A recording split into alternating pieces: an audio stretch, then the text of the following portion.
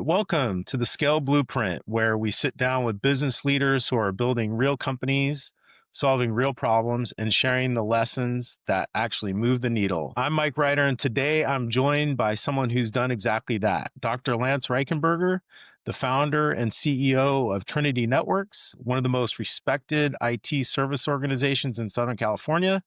Dr. Lance has built a culture-first business that prioritizes trust, excellence, and a truly elevated client experience.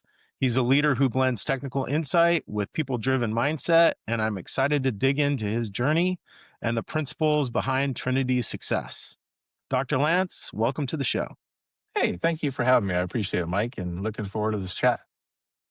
All right, great. So first off, Dr. Lance, you've done a lot. I'm interested to learn about how you got started and what was your inspiration to start Trinity Networx, and just kind of walk me through your journey.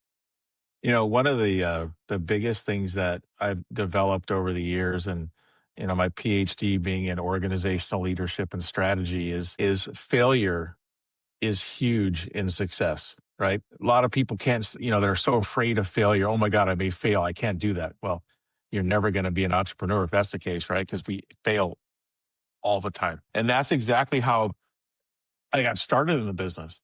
I'm 56, so is what it is. I've been working doing IT since I was a kid at 11 on, started in the whole, Timex, Commodore, IBM, then, PC clones all the way through. And Timex, wow, there was a Timex? there was a Okay. Timex little flat keyboard, and it kind of came out at about the same time the Radio Shack brand, which I forget the name, Tandy. They're Tandy Tandy, yeah. computers. Yeah, Oh my which gosh.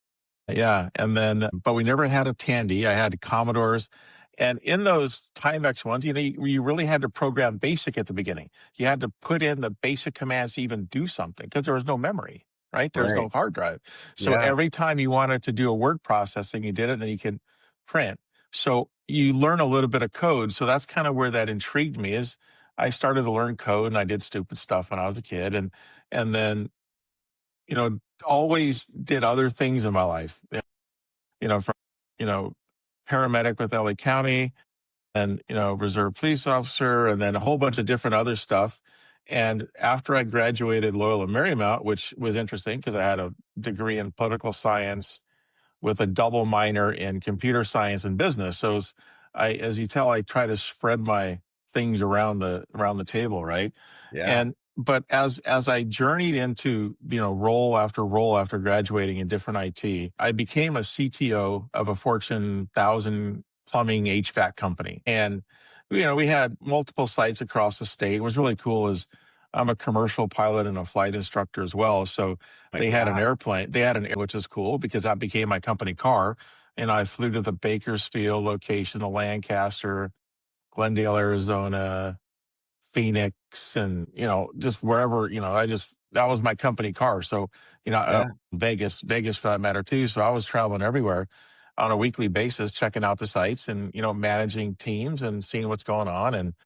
And that's one of the important things too, is to be in front of people, to be available, but not to micromanage. Micromanage is the devil in business, right? And then what was interesting is the CEO or the CFO is who I reported to as the CTO, right? Which is kind of weird why most IT reports to CFOs because they don't know anything about IT. It's kind of funny. But Right. anyway, Right. so, we had a relationship and, we had common friends and common people. And he's all, hey, if you ever plan on, looking for other work or change, let me know because it's a huge position, which it really is. So, I built a team under me, but we built it as a managed service before managed service was even coined, right? We built ticketing systems inside. We made sure that tickets were created. We created, simple automation tools, which were really just ping and response and traps and just really minimal stuff then.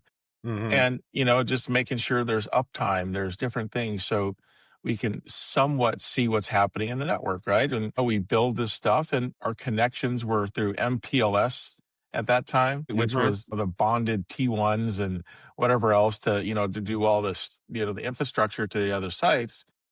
And I got great people under me. And in fact, they're still at the company now. And I Nice. started Trinity Networks in 2008.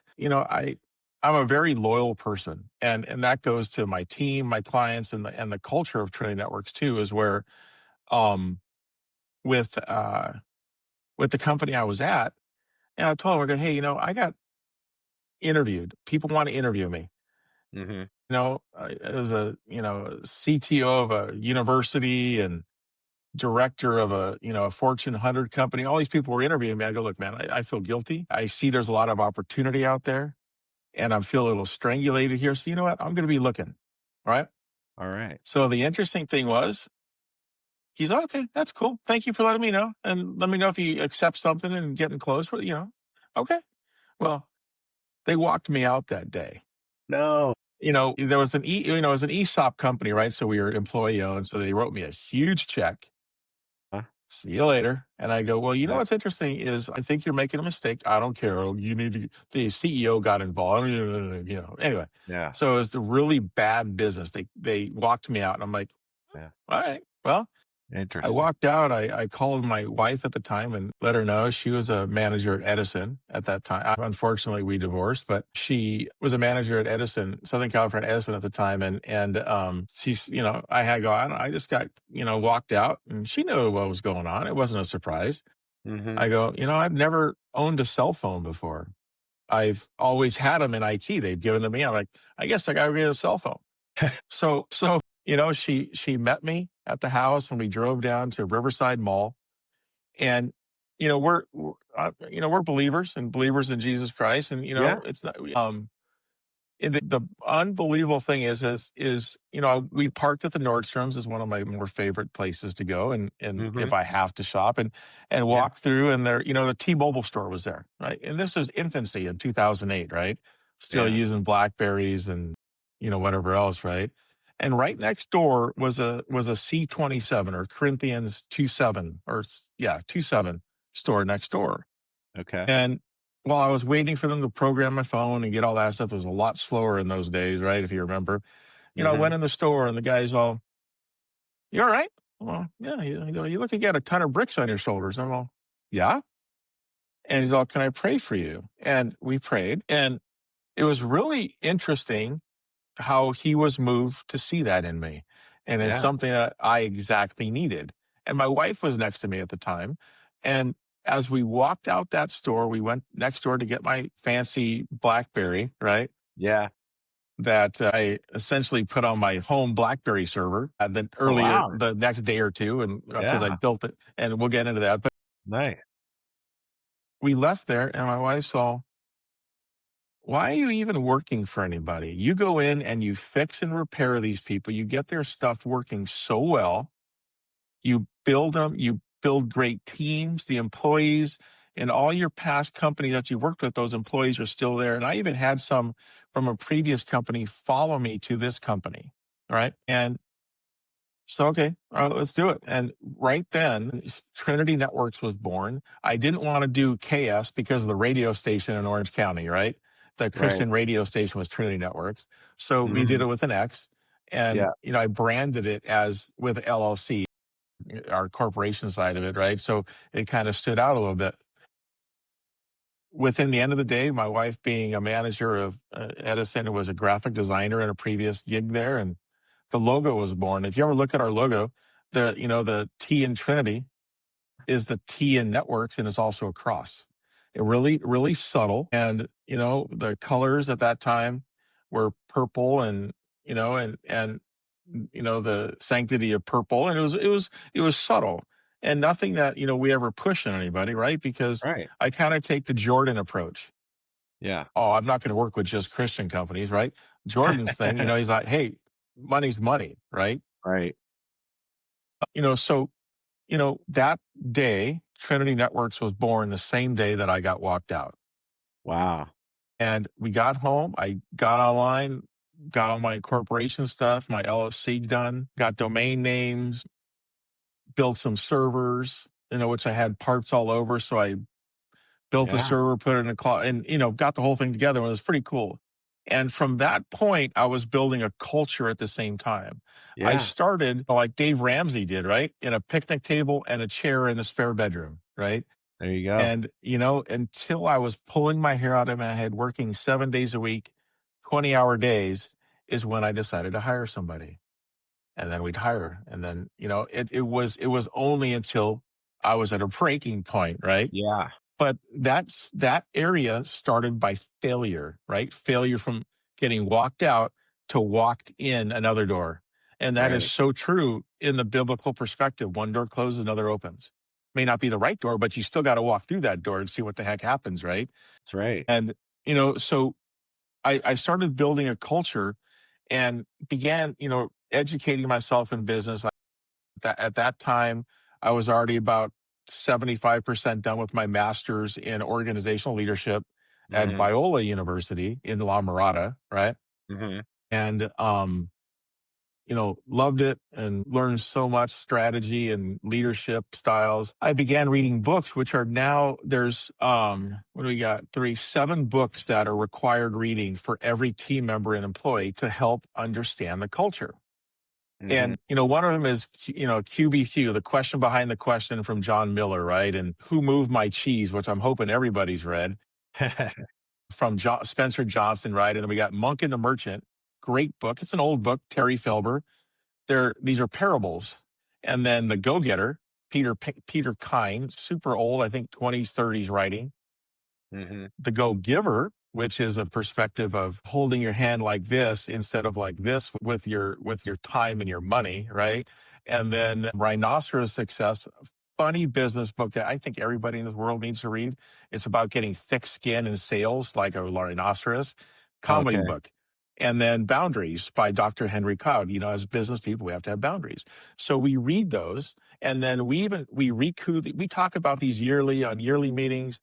Hey, how did, there was a blue vase, and I have in my office, we used to have offices, we're all remote at home, which is pretty cool thanks to COVID. There was no need that I spent, $8,000 a month on a huge office for all of us. And we Yeah. had a blue vase, which I have a remote office at Regent.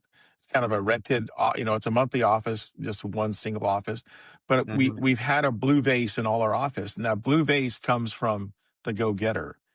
Oh, okay. And that blue vase represents your BHAG, right? Your big, hairy, audacious goal, whether it's for the day, the week, the month, the quarter, or the year, right? So what's your blue vase today? Oh, I'm trying to land this client. I'm trying to talk to somebody, or, whatever the case may be. It's used as a metaphor, right? And so that's how we built that culture. We're all on board. And what's interesting, without even trying, in 2005, I was looking at really growing the company, and the people I hired then were all believers in Jesus, which wasn't even part of it. They just came. It was wild, Interesting. and they're still with me today. So we have the same crew we've had since 2005, end of 5 to 6, right? Oh, no, I'm sorry, not my bad. 16, excuse me, 15, 16. Okay. Sorry, 15, and I 16. was Yeah. 10 years Okay. off. But as we grow, the hardest point is to keep us together as IT, because we were always out, either clients, other stuff, and hence the reason we decided to can the office. Mhm. And I was halfway through my PhD program at Regent University. It's a Christian university in Virginia Beach. Couldn't get any better for a location. It was pretty cool. Yeah. And Were you physically out there or were you kind of half the time half the time? Oh, wow. in the summers and winters, we had to be out there for 2 weeks apiece. So Okay. yeah, so it's kind of a Okay. hybrid, right? That's not a Uh, bad gig um, if you no, got to go out there. Yeah. Virginia yeah, Beach is nice. go in the wintertime and there's snow on the ground. Crazy difference from Southern California, which is always nice to come home to, right? Definitely. And then, so I was building this company, and writing my dissertation was essentially on applying the psychological aspect and the various mental aspects of team building, right? And creating a scale and using scales in the educational facet and research areas, right? And that came together so amazingly that I was able to apply these skills. And that's why, people right now are like, oh, nobody needs education. Nobody needs that. You know what? It's not the point of having a BA or a master's or a PhD. And now I'm actually in law school. Starting my third year. So Yeah, that's I'm a gap filler. And I'll get to that in a second. But the point being is that, you know, there's always the ability to understand what people are doing and understanding the IT side of things, right? And so that's how we brought this together and developed such an amazing management and leadership style for remotely, right? When you see organizations and companies, oh, we're recalling all our people back, right? After COVID, that we need to go to the office. Well, the reason they need to go to the office because they don't know how to lead. And it is so darn true because you know what? People feel like to get somebody's worth, they have to see you working. And that's the biggest baloney in business ever, right? hmm Is you just don't like Steve Jobs, hmm hire the best people you can smarter than you, right. right? That was his philosophy. And Yeah, it's so true. I mean, it's like, why would you want more Lances? Why would you want, less than Lances, right? yeah, Hire smarter people and then you set them free in a sense with boundaries. right. Hence Dr. Cloud's boundaries, which is more personal boundaries, but I use them on business boundaries too, right? And so as we progress through that, the management style and leadership style is the company's flourished. I mean, going remote, we went from like a 1.2 million a year. And mind you, we have 7 people. Okay. Me, which I'm really doing all just administration, management and visionary work like a CEO should do. I had a plan after 10 years in the company to be completely removed from IT service myself and have the team do it. And we've been there. I think I beat it by 1 year. So I've been doing the visionary stuff and all the leadership stuff from year 9 of the company. So more than 50% of the company time frame, right? And with that built an amazing, just cohesive team because what's the thing that people want? They want trust. They want a little bit of room. It's kind of like what the Ritz-Carlton did for the last couple of years, right? Every employee in Ritz-Carlton, I don't know if you read about it, it's amazing. Every employee in the Ritz-Carlton from the car parking, the valet to the concierge to cleaning people have a $2,000 budget to spend to solve problems. And Wow, everybody I said, "Oh, you're going hear to about. waste you're going to waste so much money." That company just catapulted from the dumps because the Ritz Carlton wasn't at a spot before this. And what they found is that the value of that $2,000 came to a $300,000 a year customer. My gosh, that's awesome. Amazing. And that's Yeah. where and that's what this cohesive stuff we did. We went from a 1.1, 1.2 million with the same amount of people to 3.5. Unheard of, right? With an amazing EBITDA, thank Jesus, right? But the point is that you don't need to strangle people in business to try to lead them, right? You're hmm pushing, you're not pulling, right? And Yeah. there's so many pictures of that, right? But you know hmm what? Say, my team's in our company van. I'm pushing that van. hmm That's what leadership is, right? Yeah. And the reason being is because when you're done, guess what? They're going to get out of that van and follow you wherever you go, right? Yeah. And nothing like a leader with nobody behind him. You're just strolling in the park, right? You're just hmm taking a stroll. You're not leading anybody. Right. And that's where, the difference in going back to the educational thing is you're not doing education to get degrees. You're doing education to apply things, to fill gaps, to be successful, as well as to help others succeed. Because that is an entrepreneur and a leader's mantra to everybody succeed. Is there people better than me? Oh yeah, always. And I confer with them all the time. I'm part of it's called a mastermind group. We're all a bunch of CEOs of IT companies, and we've all been friends for, geez, as long as I've had my company because I've been involved with them. And, they we talk to each other, we bounce stuff off each other, we travel together, we meet up together, and it's like, what the hell's going on in the IT industry? And then we all give each other pointers. We're not afraid of giving other people business. In fact, if I have customers in their states, I ship them off. I don't care. Yeah. I get a lead. They'll buy me dinner or come out, and next time they're out here, we'll go out and have a good time. It's just it's a clientelistic. I scratch your back, you scratch mine, right? And that's where some people are so afraid to learn and to teach, is because you're afraid to lose your job. I was never ever afraid to lose my job. I always was open. I was transparent, and sometimes to my own fault. But the point being is that you have to be, because people see right through you. I mean, you can see just BSers right out of the gate, right? Yeah. And with having that, the education that you can apply right away is where education is important, because it's the connections, it's the people you meet too, it's the things you hear, it's seeing other people do something differently. Like in law school, I've been a straight A student from college. Now, mind you, I was a high school dropout in No 87, way. Really? Oh 86. my Yep, God. got my, That's surprising. and got my GED, and I coach people on this, that they're discouraged, Hmm.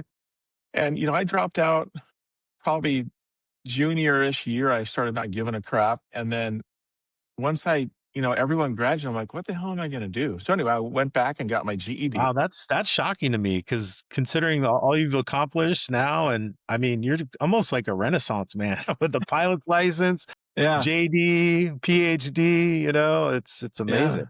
And the thing is going, having, the I hated school till I love school, is somebody has to be as either driven or stupid of me, whatever way you Literally. want to look at it, right? But as an built entrepreneur, because entrepreneurs aren't born, they're made. Same with leaders, they're made. They're not. You're not born. Some are born with amazing charisma, which kind of gives a falsity of leadership, right? But you do have to have charisma as a leader, and some just have inherent. Like, I mean, even though he's on the other side of the fence for me, Bill Clinton. I met him, amazing charisma during his campaign. And he still has charisma, even in the state he's in. People loved him. Same with John F. Kennedy. They loved him, right? Because his charisma that's a leader. Yeah. And what you do with it, you're either doing good or you're doing danger. So, you can pick and choose what you want to do with that charisma, right? Hmm. Um, and and that's part of the open door policy, is letting people come talk to you Hmm. and opening up to talk to people. Hey, how'd you do this? Like what we're talking about here. I'm giving you a ton of secrets that I usually charge people for. Yeah. And I I appreciate it. go out and speak, and they pay me to speak and talk to them about this stuff. And the idea of filling gaps is so important, because you have to see it, and that's part of the vision. And I have to look, because I can never memorize this, but my favorite verse in the Bible, I'm sorry, Lord, I can't memorize this one, is Proverbs 29:18, which is, where there is no vision, the people perish.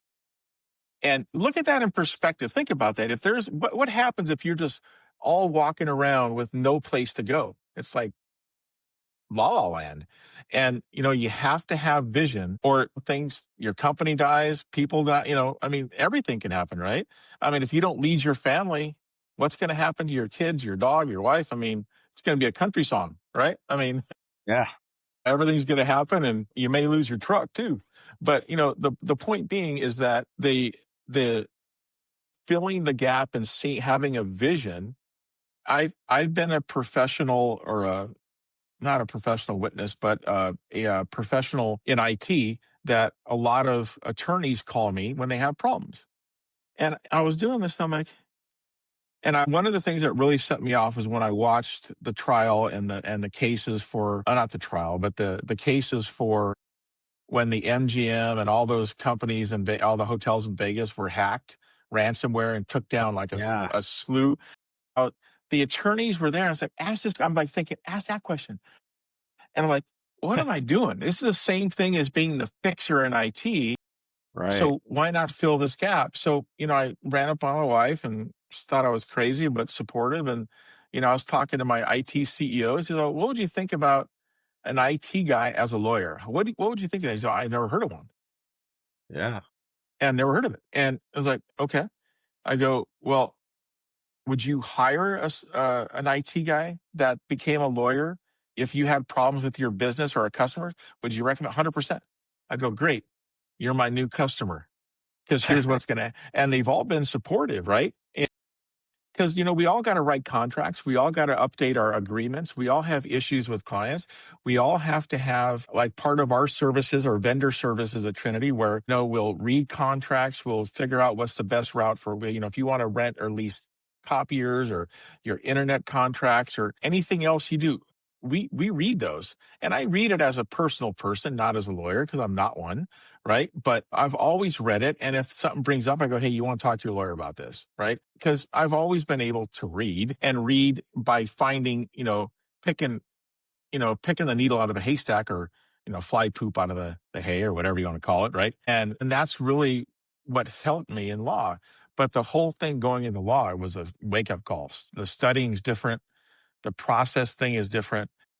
First semester kicked my butt, and now it's, 3/8 and 3/9 on everything, everything I'm doing Oh, that's because you great. have to learn.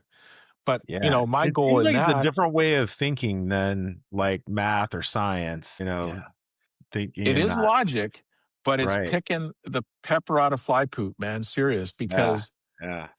it's called issue spotting in law, right? I like Hmm. if somebody comes to you and tells you a story, you have to be able to pick the issues that they're talking about and apply the law to that to figure something out.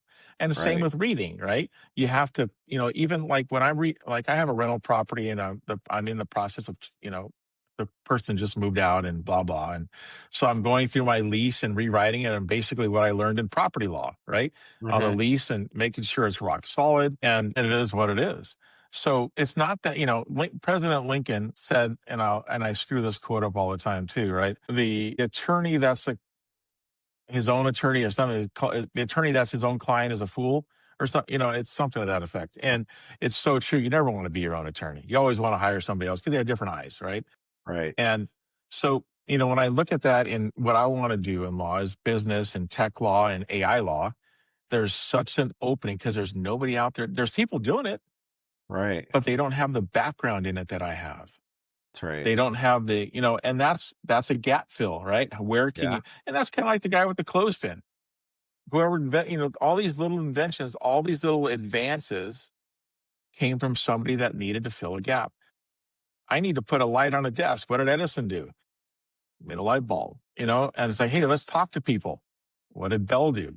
Connected wires and phones and drop cables off boats and going to the across the Atlantic, whatever the case may be, right? And Right.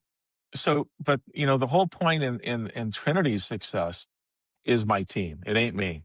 Yeah, I direct them. I think stuff up. I've been blessed to kind of first see what's going on, and like in COVID, right? In about 18 and 19, I can read the writing on the wall and kind of see where things are going, and what's kind of happening is like, okay, there's going to be some turns, and we were leading our customers. Hey, you want to stop getting desktop computers. This isn't really the way to go. And Right. so, we started migrating people to laptops, and in our quarterly business meetings that we have with our owners, right? That Hmm. the owners of our customers, and we let them know, hey, I really recommend you guys start, dealing with laptops. And the ones that refuse, or we'll just keep these desktops are cheaper. We don't need these, but they don't realize that they bought a desktop for home, a desktop for the office. They have all these different things. And then now in the day of the early stages of managed service is people were charging by device, right? So if you have two computers, that's two computers instead of one person. And that's where I changed my style of billing is in after COVID, middle of COVID to after COVID. And so the ones that when everybody had to go home, right? And these crazy orders, however you want to look at them, whatever side of the fence you're on, T did really, really well. I would think every company that I know of, my buddies, we Yeah. all did well, right? Yeah. And yeah, we're not going to use, I went out and like in 19 and 20, like 19 and 20, and 20, when things really started to hit the fan, I bought a lot of laptops. I bought a lot of webcams. And, I wasn't that clown that was selling webcams on Amazon for two or $3,000 that people were paying that, right? It was absolutely amazing where I stacked up, 50 laptops and maybe 100 cameras, and I gave them at cost to these customers that refused to go laptops when I recommended them years ago, right? But guess what? These companies are still with me, Yeah. right? That's It's not that I'm amazing. buying their love; it's I'm giving them value, and Right. that's where the biggest key is to provide a need and fulfill Hmm. it, right? Right. That's value, Yeah. right? It's like what does Rolex sell? They don't sell watches. They sell luxury items, right? And the whole thing goes down. What does Apple sell? They don't sell a phone or they don't sell AirPods. They sell ingenuity and technology. It's not that's their brand, right? Right. Is how their value is. And why, I mean, it's like Disneyland or Apple. They can probably raise Disneyland prices to $1,000 a kid. Hmm. Guess what? They're still going to pay it. Same with cell phones. I bought a 17. What is that? The 2 terabyte one. What was that? Wow. $1,800 for a phone? Yeah. I don't replace them every year, but yeah, Yeah. yeah. Anyway, I That's do about just every. amazing that you can have 2 terabytes in your hand now. Oh yeah, and that was one of the things. Cause I was a pilot and a space guy. I remember about 10 years ago, I was at Johnson Space Center in no, I'm sorry, this was Florida, Kennedy Space Center in Florida, right? And I was being toured around by if it was a VIP tour, there was like 6 of us in this tour, and taken to places that no one else can go in this property because we were being led by somebody that had a Snoopy Award. Look up NASA and their Snoopy Award and what it takes to get one. This guy was a starting janitor, then became an engineer, and during Skylab era, he won and there's very few Snoopy recipients, which is interesting. Okay. And Rolex made Snoopy, not Rolex, I'm sorry, Ball, right? The moon watch. They made a Snoopy version of their moon watch to give to these recipients, which had a Snoopy on the back, right? On the back, right? Okay. And then they got a Snoopy pin. I mean, it seems really cheesy, but that's what Right. they did. But this guy, Skylab was put up and was melting up there from the heat because they couldn't the way he was explaining it, they couldn't put the shields for the sun. Oh, okay. So he's like, okay, so it was kind of like an Apollo 13, brainstorm. What do we Right. got to do with something we got on the ship? What can we make? This guy said, I believe it was the space blankets or something they had that they Hmm. they spread out. So they walked out and they put them up. Their temperatures dropped by 30, 40 degrees. Wow. And this guy just came up with this. And so this guy was walking us around, and I asked him, I go, if you, I had the blessing of working in an IT company that we changed some of the motherboards and the processors in the space shuttle, which was really cool up here, in Palmdale. And it was Uh-huh. pretty cool at Edwards and Palmdale, wherever they were at that time. And I asked him, I go, why in the heck are you guys still using like 086, I call them, right? Whatever. They weren't even Pentiums. These Right. old, these old processors, you know what, Lance? It works. They're proven. They're tested. It's simple. And then when I said, I think that we had a iPhone 3 or 4 at the time, maybe a 4G or a 5, whatever, right? And I go, so you're telling me that your guys went to the moon, but this thing has more computer power in it? And that just intrigued me even further, right? And little things like that give you aha moments. So Hmm. how can you talk to people and build something that people are stuck in the Stone Age? Well, guess what? I had one customer in 2011, and they're still my customer today. They were a law firm, and lawyers and doctors are tighter than a duck's butt sometimes, right? And it's for good reason, right? Yeah. Because like NASA, you don't want to change anything because it works, right? Right. Sometimes you just have to hammer at that shell or another metaphor people use, to peel off the onion, right?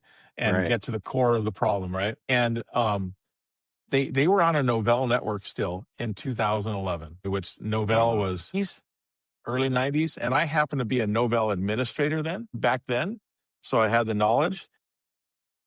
Their whole data went down, their whole infrastructure went down. They lost all their data. They couldn't work. They happened to see a flyer that I mailed to attorneys in that day, right? mhm, They called me up. I got a problem. They explained, hey, there was the office manager of the law firm. And I said, yeah, I can handle that. And she said, yeah. I go, I don't know how much it's going to be yet, but I'll work through it with you. So I got their infrastructure rebuilt. I got their data. I recovered all their data, nothing missing on a recovery process, right? That normally people charge thousands and thousands of dollars for. I think for this whole 6-day project, which included new servers, new switching, new hard drives, data conversion, data extraction, recovery, mhm. got everything done in about 6 days, all their data back. And I think the bill at that time was 15, 20,000, when it probably could have been in the hundreds for the work that I did. Yeah, Like the other thing too, right? You want a customer for life, right? yeah, Because you know what, that 140 or $80,000 bill is surely not the value of a customer. The value is what you can do for them, and what you get in return is a thank you. That's right. what a paycheck is. It's a thank you. Thank you, Yeah, Lance. Thank you, Trinity. Thank you, Danny. Thank you, Jesse. Thank you, all the guys. It's thank you. And yeah, it's that open hand thing I talked about earlier, right? yeah, And it's like, and we give, right? right. We're givers, and you Yeah, have to be. And sometimes it's like, we'll just do it. And that's the way that's been successful too with us, is in our plans, right? We went from as I was telling you, the model of per device, server, switch, firewall, and computer. So, it's a lot, there was a lot more money on the table. Now, what I did during COVID, because I couldn't handle or swallow the pill that there's a computer at the office, even though I told them what to do. There's a computer at the office, computer at home, they're VPNing in, and I have to charge them for two computers, right? And two networks, because I got to manage their firewall, their routers, handle all that stuff. So there had to be an increase, or we had site fees as well at that time. If you have any sites cover printers, firewalls, and access points, for instance, the way we did it, right? mhm, Now in 22, we changed, we're no more contracts. Everything's month to month. And we just asked for a 90-day notice. If you don't like us, if we can't fix it in that time, we're gone, and we'll split. No harm, no foul, right? But we mhm, also went to the per user model, which is we were kind of some of the early stagers of that, where for one, everybody still does contracts. We don't. And we win deals by that, because nobody wants to be locked into stuff. I don't. Do you? Probably right. not, right? I mean, it's like, No.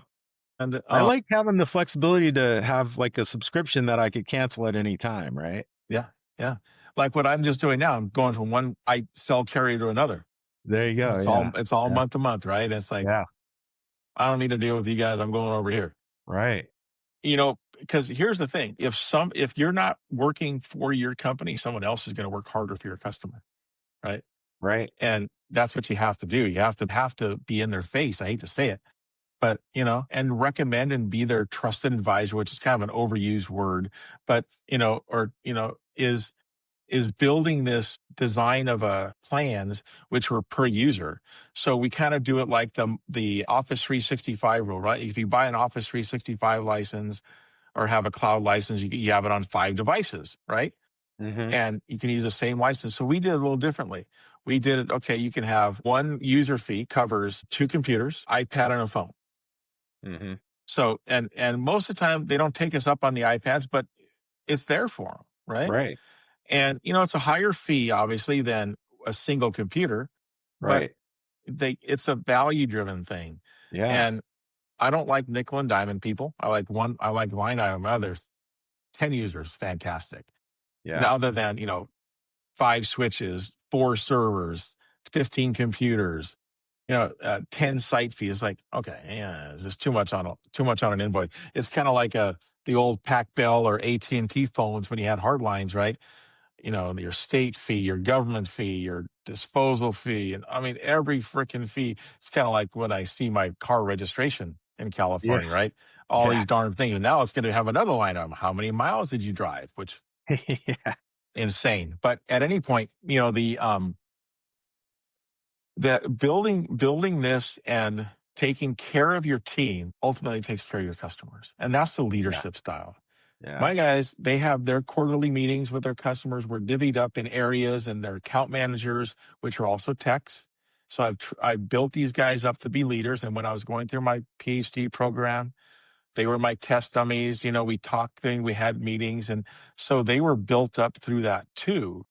Yeah. And am I afraid of them ever to leave? Yeah, they're great guys. I'd miss them, Mhm. but they would, if they feel so inclined to move, they would. But you know what? We all have it really good at Trinity. We all work from home. We're essentially our own managers. We all do our jobs because it's really, when in IT, it's really easy. If tickets aren't being closed and customers aren't happy, you ain't doing your job. Yeah. It's a Yeah. lot, and you don't have to micromanage that. Right. You have to audit it and don't be Yeah. stupid, but Right. audit it, look at it, and take care of your business. But Yeah. the And I'm success sure that you'd hear about it pretty soon if someone wasn't doing their job, right? yeah, If and they're not we get answering tickets. I get calls like that once in a while Right. because you know what? Yeah. Sometimes we're overloaded. Right. Right. And I never throw anybody under the bus, but you know what? I know what happens. I explained to him. Like I had a guy call me this morning, a customer. Hey, what's up with this ticket? Well, it looks like they've been sending out, updates to other people and they're not answering. And then those people are complaining to somebody that, it's just because they don't read their emails. And I don't say, hey, I don't treat it like that. I go, hey, what? Let me talk to X and Y and, see what's going on. I'll get to the bottom and I'll have them reach out to you one way or the other within a couple hours. 10 minutes later, after I called those people, responses were tad. It's like, yeah, damn it, I forgot. Or, the ticket, I was working on something else and I got carried away. And one of the guys, his computer crashed because he was working on some code and it just destroyed his whole personal computers. He had to reformat and rebuild that. And, we all have extras. It takes time, right? So IT people, IT company, yeah, we got IT issues too. I was dealing with them too in my home office. You gotta deal with it. And building the team and the culture of your business with the style built into your leadership and your drive and your vision. Those I think are the key factors of it, right? Of success in business and especially a customer facing service business or a professional service business, right? It's Yeah. no different like in law when I'm going through professional responsibility course right now, and I just got through taking a state test, which is part of becoming a lawyer in California. Actually, anywhere in the state, it's a professional responsibility exam. It's a multi-state exam, and but it's knowing ethics and boundaries and how much you can charge, how you can charge, judges' responsibilities, holding people accountable, and all these different things. And that comes so naturally because it's just business and Right. it's just leadership, right? And I mean, that people are freaking out in this class, and it's like, here, it's cake. Let's just talk about business. And then, you put it in different perspectives, right? And this shirt, I didn't really realize what I was wearing. It's Yoda, do or do not. There is no try, right? I mean, Yeah. I didn't even think about the shirt today, Yeah. but that's really it too. I like it. You never quit.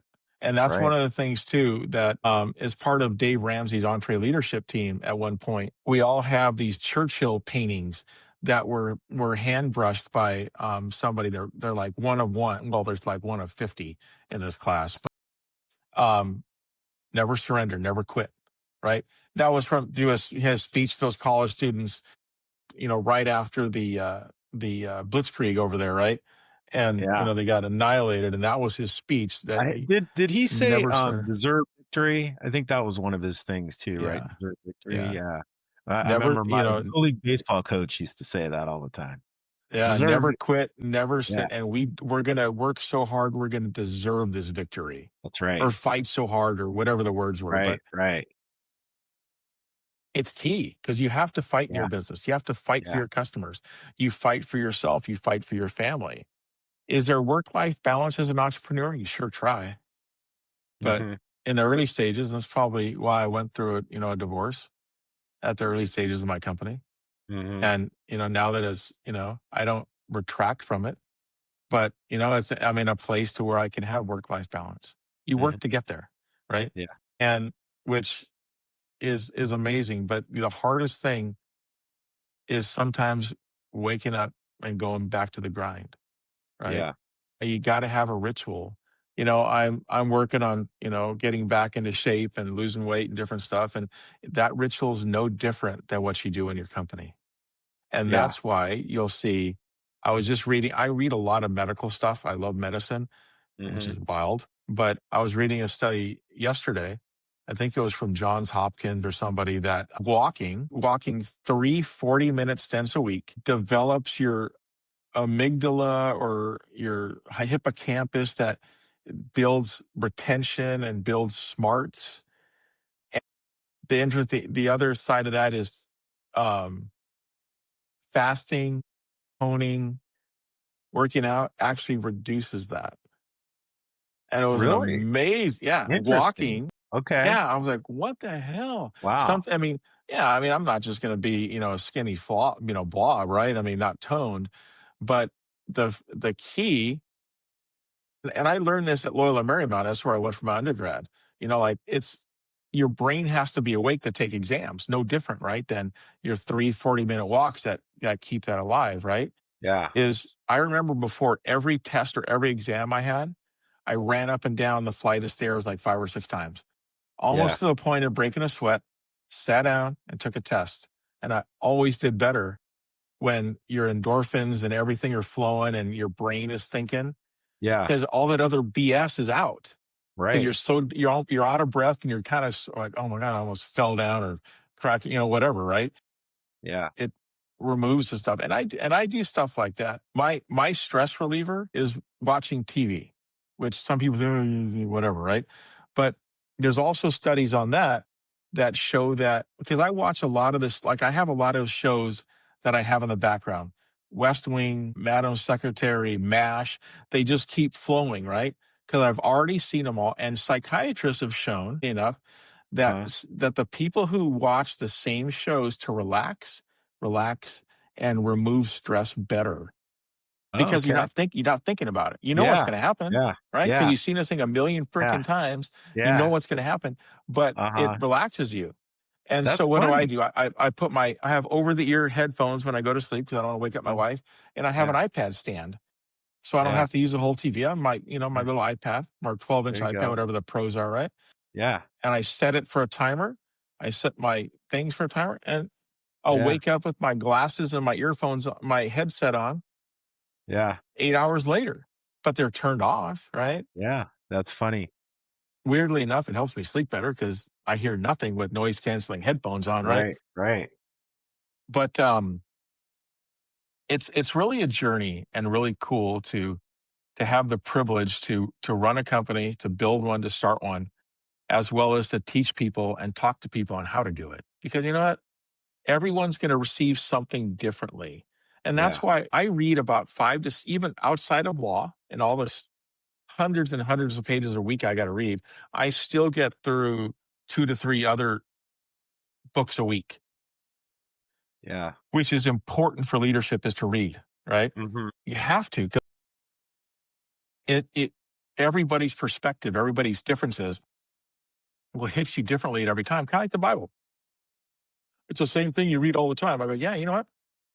I read Proverbs every day because there's 30 Proverbs, and I Mhm. read one every day. And on the 31st day, I go back to one and I just go through it. Every different time you read a leadership book, you read a stress relief book, or you read Lincoln Lawyer, or you read some other book, something that's a relaxing book. Like I read some George Washington books on leadership and other presidents and different things, right? But you're going to hear something differently every time you do that. Yeah. And like, I like West Wing. I've had the privilege to meet Martin Sheen, and he was a speaker at Loyola Marymount. My dad's still a Really? professor there. So, he came and spoke a couple years back, and I told my dad, "Hey, I'm coming to graduation, and I want to talk to him." And it was really cool because he was in West Wing in the early 2000s, right? Right. And a whole different atmosphere of politics at that time than there are in the last 15, 20 years. Yeah. What I get out of these things is I listen. I like the way that they handle themselves. I like the way they lead. I hear different ways. You'll never hear him yelling at anybody. People listen to him because he talks to them. He has an open door. He laughs with them. He leads them. He has a vision. And everybody on his team have that same quality. Yeah, Yeah. some people, that get screwed up and do stupid stuff, and that's the fun of it. Mhm. And, I listen to them for that reason. Like Madam Secretary, I like their values. I like the way that the husband and wife come together with the kids and the way she does a crazy job as Secretary of State and then runs the family. It's wholesome. And I use all these things to relax me, strangely enough, but I learn Mm. from them at the same time. It's like Yeah. I'm gonna be so angry or so mad I want to just yell at people. And then I see how somebody else in such a worse situation did it with a smile and moved on, right? Yeah. And Yeah. sometimes you just need to be reset in different ways. And Yeah. that's the way I do it. But everybody needs to now. Some people go work out all the time. Yeah. I wouldn't look like this if I did that. But the point being is what I'm trying to do is get on my bike or my Peloton and Mhm. watch an episode or watch a There you go. show while I do that, right? Yeah. One of my employees taught me that. Hey, I do this. Why don't you do that? All right. So I try that and it's pretty cool. I have ups and downs of that too, right? Yeah.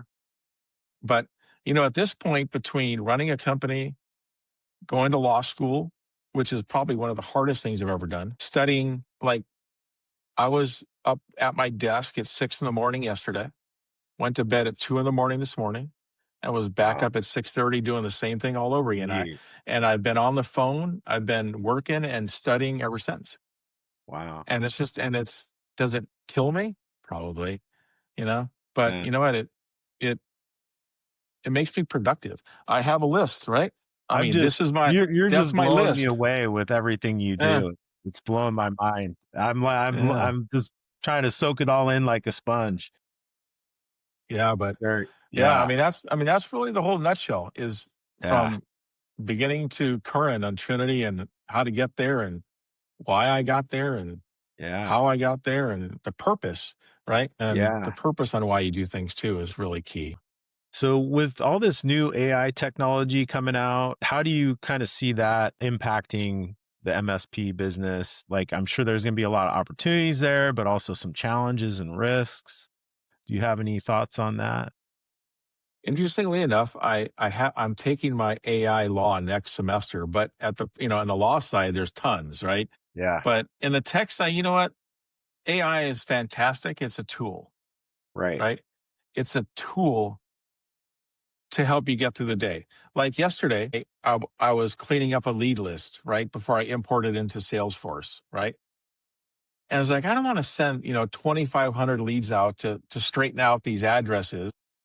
And I used to be really good with Excel with concatenate and fills and moves. And I didn't feel, in the VB scripting and whatever, I didn't feel like doing it. Yeah. So I put the problem in AI in my business. I use Chat GPT, right? So I have my projects of Trinity Business and Yeah. I put it in there.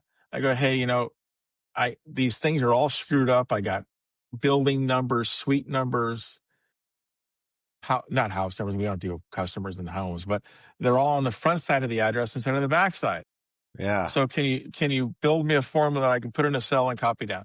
So it took me 30 minutes to do that. Yeah. Copied it in, changed 2,500 records, imported it probably in an hour and a half total time. Nice. So there are things that, and granted, my time as a leader is valuable, right? I have a sticker on my monitor here that there's two stickers that I've had in front of me for 15 years. One of them is do 50% of your time working on money making projects. And then I have another one of what my hourly rate to the company is. Like, what is Uh-huh. my value to my company, which Right. is $2,580 per hour, is Okay. what the Yeah. value, Right. not including including my salary, my value, the vision. what I do for the keeping people, all the whole big picture. And I'm Yeah. trying to refine that calculation, update it, but I can't find what that calculation actually is, but I'm looking for it.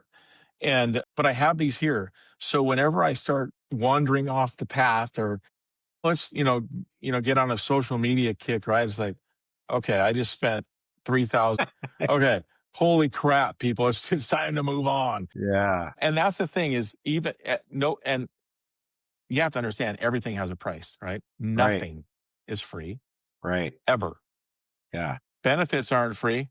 Right. And I know that this country is going through a whole lot of freebie issues right now. Yeah. We'll keep that simple. Yeah. But the thing is, nothing's free. Right.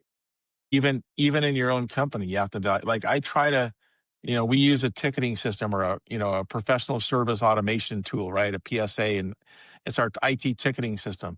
And I put my projects in there that I do. And I also, have kind of you can't really see it because of my background, but it's a book that has it's a weekly dashboard Okay. of, focus areas, top priorities, general to-do lists. And yes, I write them down because you know why? I put it on this stand that's right in front of me. I have this kind of stand that I put my laptop on sometimes, but Huh. I see exactly here and I check it off. I do it on a weekly basis. And if something carries over, I move it to next week, right? It is There you what it go. is. It's not, I got to get everything done and stress out about it. It's just a reminder because we're old. I'm old. I'm going to forget everything, right? The, and it, works better for me because, I have my honeydew list on here Mhm. from the wife, and I have work stuff on here. It's like, hey, change the locks, or not change the locks, change the batteries in our lock because everything we have a completely automated house, right? Yeah. And everything's automated, but the downside, I got to change freaking batteries in these Yeah. door locks, right? I Yeah. mean, it sucks, but Yeah. there's I have it calendared, and it's just an event that I got to do. It's funny, that reminds me, our garage door stopped working, and it was because the backup battery went out, it wasn't even because we had power to the garage door, but if the backup battery is not working, it like went through this, so I had to Yeah, like do a Google search to figure out what was wrong with my garage door, but it was just yeah. a backup battery. Yeah, it's probably a little 2032 computer battery, right? Or a 9 volt or something. It's out. Yeah, like I have a big old gate opener for my, electric gate for my driveway. Uh-huh. And that thing was beeping. What the hell is that? Yeah. Anyway, it's a big old box, but there's a little battery in there Yeah. Yeah. to Yeah. open a gate if there's power off. Okay, I'll play your little game. But, Yeah. and the same thing with smoke detectors, right? You got to keep them Yeah. on track. And That's right. so, oh, excuse me, I keep, I don't know, 100 double A's and triple A's here to replace all these darn things all the time, right? Yeah. But, it's part of the game. You have to, and that's one of the hard things of working from home. Mhm. You have, as a leader, you have to know that everybody's going to do personal stuff while working at home. Yeah. Why wouldn't you? Right. You're at Right. home. Yeah. Yeah, I'm going to do laundry. I'm going to, if I have Yeah. to mop and clean, I'll mop and clean, and I'll dust in my office. And, like I got to move some RVs. And once we get off the phone, okay, I have two RVs. One I rent, one I use. One pays for both of them. It's pretty cool. You have to really just know that people are going to do stuff, right? Like, Yeah. at 3 o'clock, I at mean, 3 o'clock, I know I talked to one of my team guys, and he's with his kids because he picks his kids up at 3 from school. Don't care. right. Yeah. You know, Yeah. it's the family attitude, right? Yeah. And that's the thing, like people that typically most people that work remote are actually working more hours than they would in the office, because you take away the commute back and forth, you take away the doctor's appointments that they have to leave the office for and all that, because now they can just go from home or whatever. And then a lot of people are up 6 in the morning checking their email, everything, and they're not doing that if they're going into the office. No. And that's what a lot of leaders don't get. And I don't even call them leaders. They're just managers, right? Right, right. Managing the peeps come, checking a box. Okay, he's here. He's here. He came in. He came in. Oh, he came in late. Let's go talk to him. And the point being is that also gives them more value for your company. It's like, man, you know what? I got it pretty damn good. I'm doing work. I'm doing stuff at home. I don't need to take time off to go to the doctor. I just schedule, I got a doctor's appointment and go and come back. It's pretty easy to get stuff done. I can pick up my kids when I have to. I can take care of something if I have to without losing time at work, without getting yelled at. Yeah. And that's where COVID took us and Right. ventured us there, right? Yeah. Like in sales for my company, nobody even really wants to meet us until they Yeah. hire us. Right. So there's one company I've been Zooming with for about a year, and okay, go ahead. This is, you know, like a $50,000 a month gig. They hired us for 5 years to do this, their IT stuff. Yeah. Okay. Yeah. I mean, it's a huge dollar figure, but you build value and trust because of this now is more acceptable. Yeah. Otherwise, we'd be sitting in an office facing each other, talking on with microphones, right? Mhm. I mean, in the grand scheme of things, right? Yeah. And even the application you use is a product, I guarantee you, of COVID Right. and the Yeah. of some one way or another. Yeah. Yeah. It's like, yeah, things happen for a reason, Yeah. but Yeah.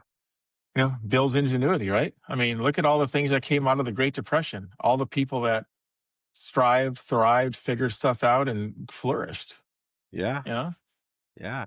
things are down and people flourish. That's an entrepreneur. That's the drive that an entrepreneur needs to have from zero, from nothing to unbelievable opportunity. I don't want to call it wealth, it's opportunity, right? Yeah. But Yeah. you know, it is what it is. Well, hey, But Dr. Lance, man, this has been a great conversation. I really appreciate it. And I wanted to give you an opportunity to give some information about how people can reach you if they want to talk to you about their IT needs. So if you want to just tell us about, maybe give us your website or your, LinkedIn or any of that information, that'd be yeah, great. yeah, sure is. Thank you. I appreciate it, Mike. This has been awesome, and I, wish you the best at your venture here too. It's really cool. I appreciate it. Thank you. Um, Thank you so but much. Trinity is really easy to find. Remember, it's networks with an X at the end, so it's Trinity networx.com is our URL. The office number is 951-479-1727. We can, if you want to reach out to me there, and we'll communicate via email. My email is the extension of trinitynetworks.com, Lance R, Lancer at trinitynetworks.com. And I'm available. I may not get back to you right away. Just let me know what you're thinking, who you are, and everything else, and I'll be glad to work with you. But Trinity is a company that is built on relationship, built on value, and we want to be part of the family. If you call us the IT guy, we fail. You call the IT department, we win. So that's really where we're at. And I'd love to help and I'd love to be a part of it. And my LinkedIn is, I believe, Lance underscore Reichenberger, which is Reichenberger, I believe. Yeah. Just look, yeah. I Yeah, pop right. up everywhere if you type my name. Okay, great. And It's I'll put the links okay. in the description. So, Okay, cool. Thank you. but yeah, it's been a pleasure having you. I know I've learned a lot, and hopefully the listeners have learned a lot too. I And hope I'm going to so look too. up all those books that you recommended too. I have read some of them, but not all of them. So Yeah. I'm going to be sure to check them out. But Yeah. Great reads. But thank you, Mike. I yeah, appreciate you, brother, and the yeah. best to you and your company. Thank you so Yeah. much. Nice meeting you. All right, you too.